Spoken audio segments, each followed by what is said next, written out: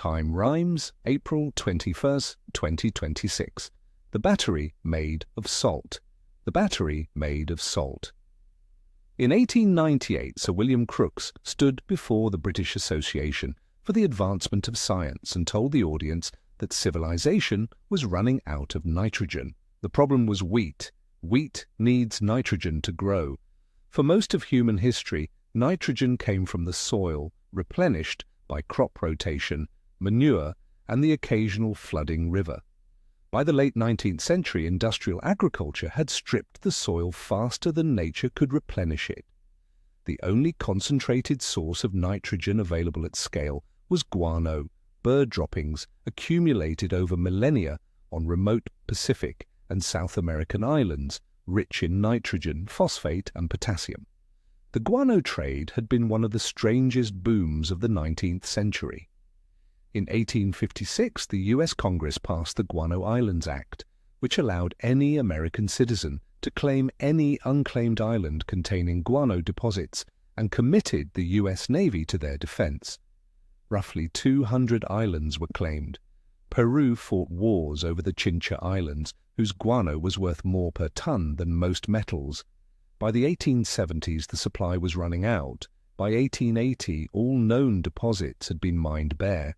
Crookes told the British Association that without a synthetic source of nitrogen, the world would face a wheat famine within a generation. The mathematics were straightforward, the population was growing, the soil was depleting, and the birds could not produce droppings fast enough to feed a planet. 11 years later, in July 1909, a German chemist named Fritz Haber demonstrated that he could pull nitrogen directly from the air. His laboratory apparatus produced roughly 250 milliliters of liquid ammonia every 2 hours. It was not impressive to look at. It was the most important chemical reaction in the history of the species. Carl Bosch, an engineer at BASF, spent the next 4 years scaling Haber's process to industrial production. By 1913, a factory in Ludwigshafen was producing synthetic ammonia by the ton. The guano islands became irrelevant overnight. Today, the Haber-Bosch process consumes roughly 1 to 2% of the world's total energy output and produces enough synthetic fertilizer to feed approximately half the people on Earth. Both men won Nobel Prizes. The process that feeds 4 billion people is also the process that enabled Germany to manufacture explosives throughout the First World War without access to Chilean saltpeter. Every abundance has a shadow. Time rhymes. New story every day. If you want tomorrow's, subscribe. In January 2026, CATL, the world's largest battery manufacturer, began mass-producing sodium-ion batteries for commercial vehicles. The batteries are made, in the most reductive sense, from salt. Sodium, the element that makes table salt salty, is the 6th most abundant element on Earth. It is in seawater, it is in rock deposits on every continent. It is, for practical purposes, unlimited. Lithium, the element that powers virtually every battery in every phone, laptop, and electric vehicle on the planet, is not. Lithium is concentrated in a handful of countries: Chile, Argentina, Bolivia, Australia, and, for processing, China. Its price is volatile, its extraction is environmentally destructive, its supply chain is a geopolitical choke point.